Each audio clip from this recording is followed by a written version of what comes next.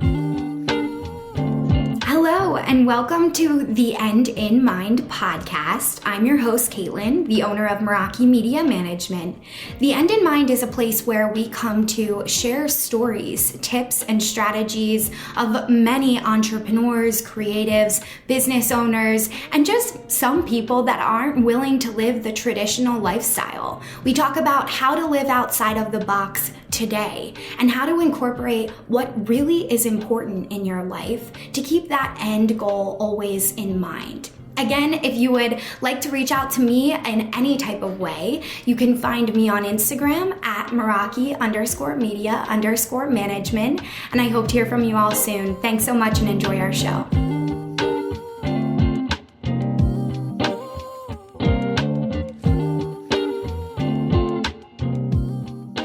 Hey everybody, welcome back to the End in Mind podcast. I'm your host, Caitlin, and today we are wrapping up our boundaries series with our episode 4 on this topic.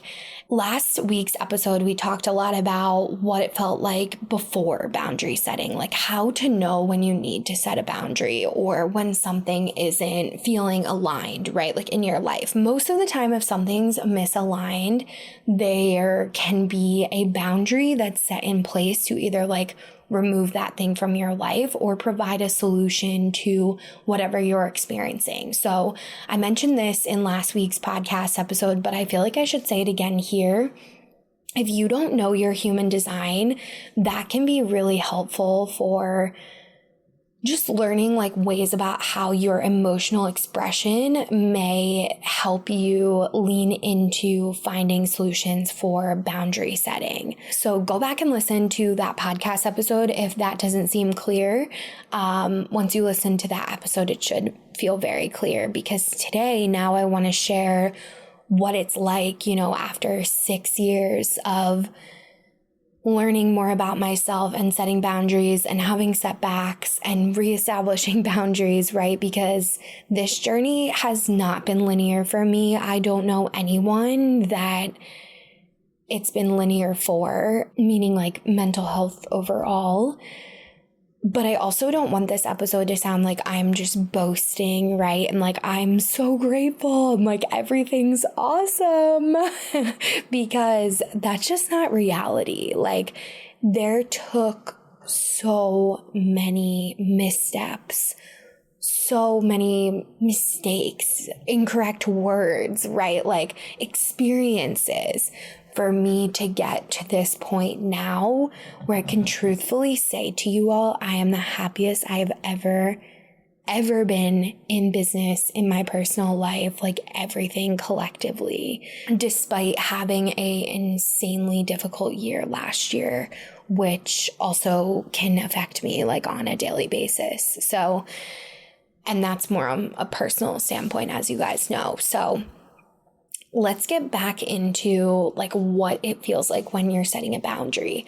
The first time you set a boundary, it's messy, okay? It is so messy. I remember the first boundary I set, it like gives me the cringe feeling. And it was like something so small, right? Like it was probably like the smallest thing ever. Like, I'm like, how do I express to someone like that they're hurting my feelings, right?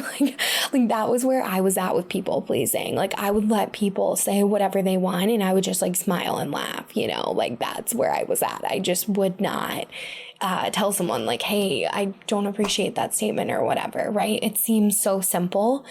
At the time, it literally, like, I can almost feel it now. It would like make my whole body shake. Like I would instantly feel sick. Like I'm going to pass out if I have to tell someone that I disagree with them. Like it's so ridiculous to even say out loud. So the first time that I set a boundary through rhetoric, like through words, I was shaking. It was so uncomfortable. I felt sick to my stomach, and I think I literally told someone, like, it might even have been just like somebody that I met on the street, like somebody like made a statement, right? Or like a comment. I probably was actually in networking, because that's when this would happen a lot. Like people would think, oh, I'm going to give, this young entrepreneur advice. and I wouldn't agree with their advice, or it would kind of be like backhanded, right? Like, oh, you could make more money. Like, these people don't even know how much I make, right? You guys all probably understand where I'm coming from if you've done like speed networking. And again, like, bless these people's heart. Like, most people, this would not have affected them. And it probably shouldn't have I shouldn't say that. Let me rephrase that. It's okay that it affects me because I'm a highly sensitive person, especially now, today, that I've learned to like establish even the energetic boundary of somebody making a statement and it not resonating with me. So one of the tools which I've actually recently brought back into my rhetoric is like, that's an interesting perspective. And even to say that, like on a networking call, felt so uncomfortable for me. Like I was saying, the full body reaction. After I did it and got off the networking call, I actually felt really good. But it did take me like a few hours for like my nervous system to kind of calm down. And then I was able to realize like how I wasn't absorbing the words, right? Like, this goes back to the early parts of this series where I talked about overgiving on a lot of my contracts, like that old statement, under promise, over deliver, but I would like over deliver times 10, right? Like it was ridiculous. The same thing would happen when I would be working with someone. Like they would confide in me and say like, oh my gosh, I'm dealing with all of this. And I would just like fix it for them for free versus saying, hey, like there's two options of ways that I can help out, right? I can do this for you, paid for this amount of hours or time, right? Or just this is the flat fee, which is normally what I say to do that. Or I can send you directions on how to do it on your own.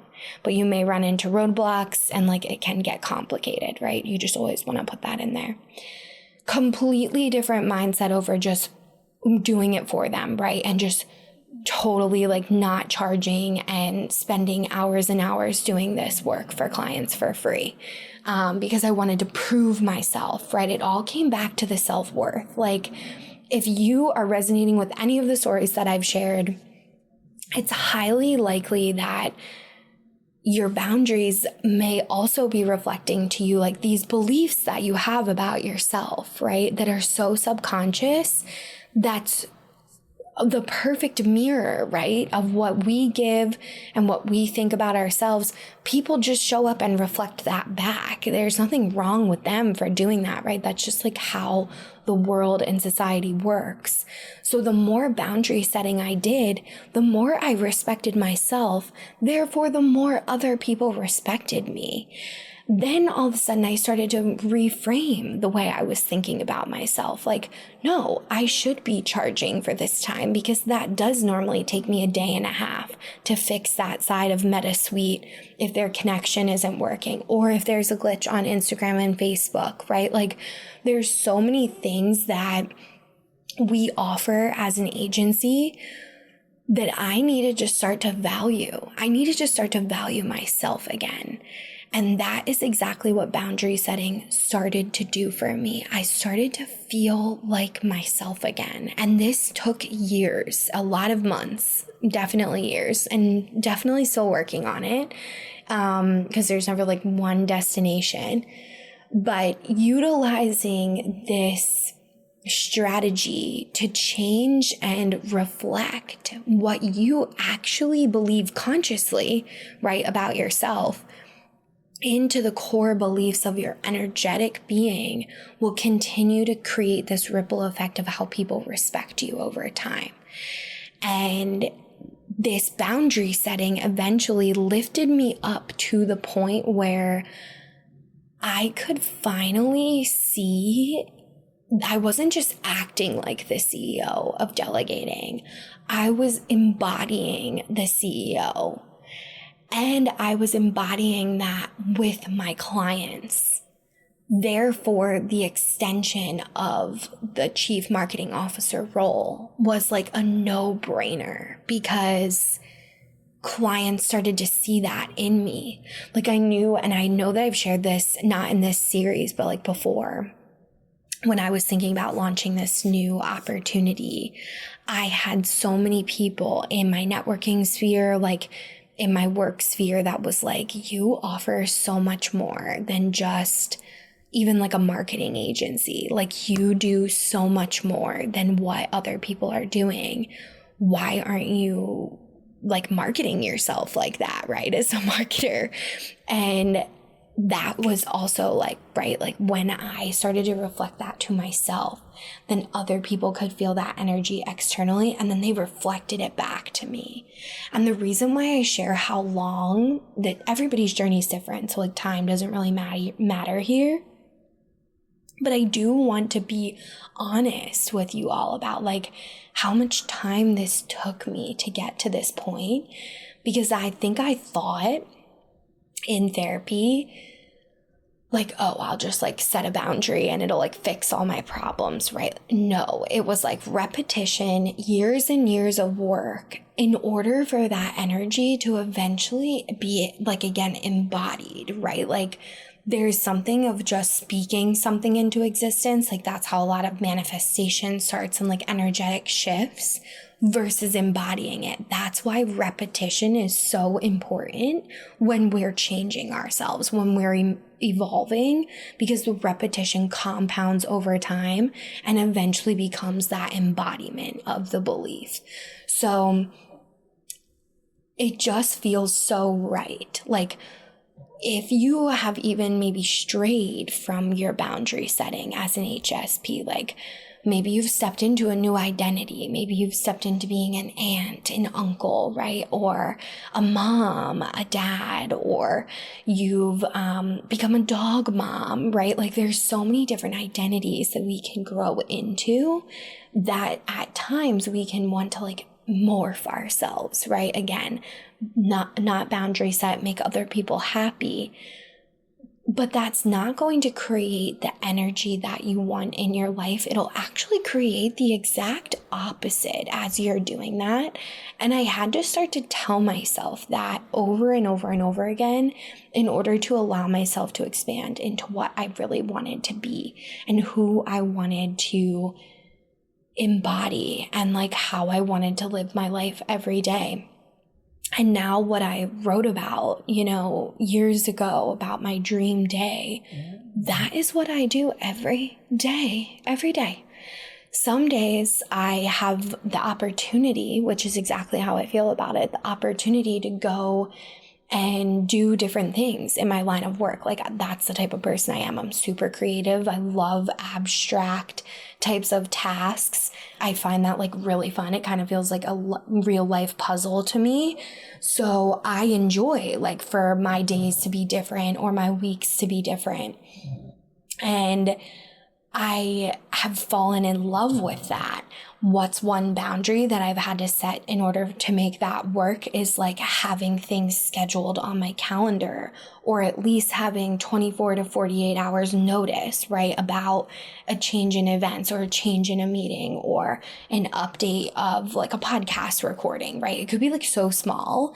But again, like even through that, right, I had to figure out like what the boundaries were within the lifestyle that I wanted to create. We just think, oh, like we'll just do those things, right? And we'll just be happy. But what if that's not true? What if you can find a solution to make things even better, make you feel even happier, make you feel even more fulfilled in your life? It is so possible. Oh gosh, it's so possible. And I see so many people in our world today not living the life that they want. And like, I saw my parents really struggle with this, my dad in particular. When you see someone struggle like that closely in your life around working and money, right? And like the grind, like there's a reason why it's called a grind. It's because it grades you down, and you don't have to live your life like that. It's a commitment,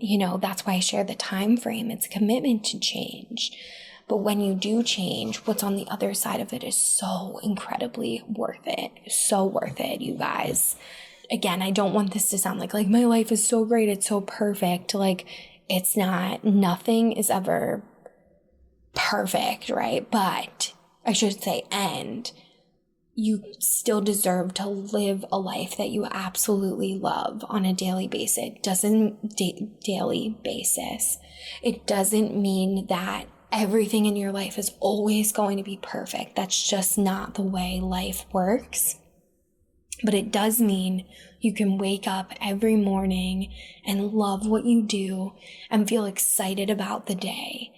Because when I was starting my business and in 2020, the world shut down and my life blew up and I was a new homeowner and I wasn't even able to leave the house, right? To have some reprieve.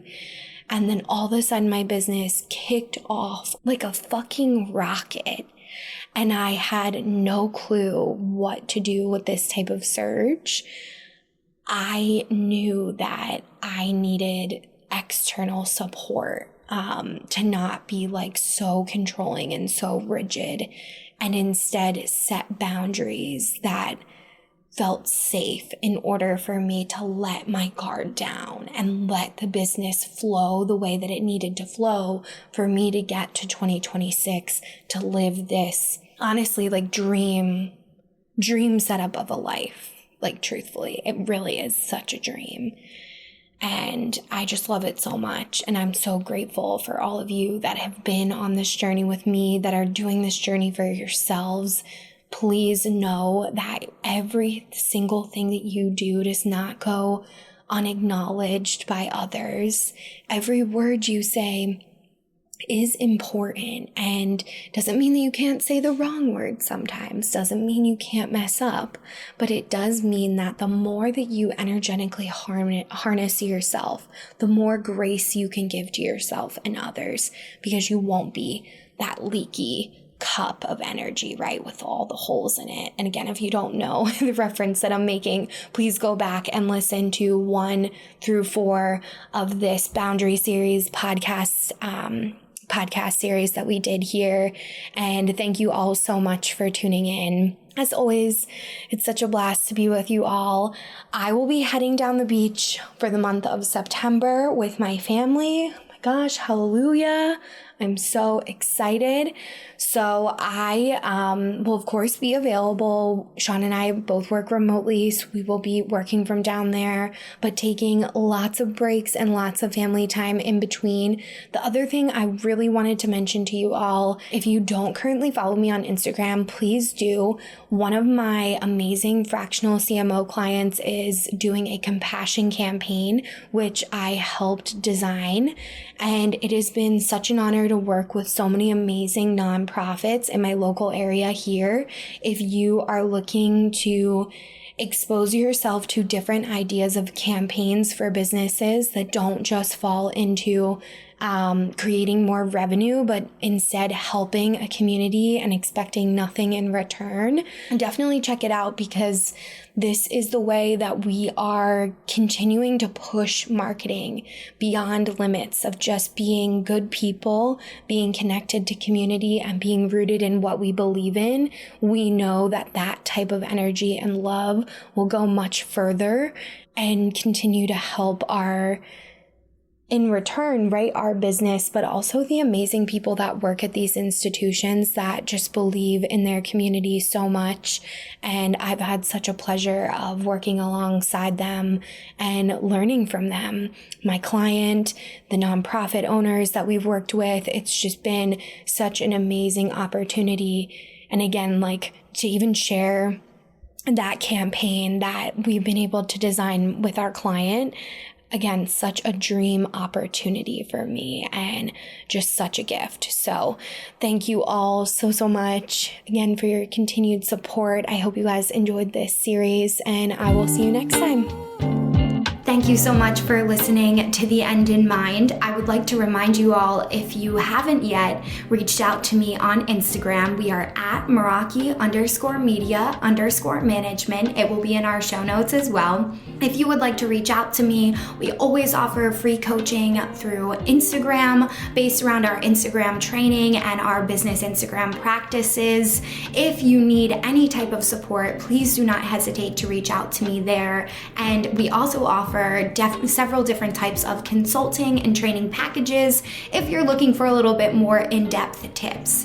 So thank you all for listening in, and of course, I want you all to keep the end in mind as you continue with your day and or work week. Have a great week, and I will see you all next time.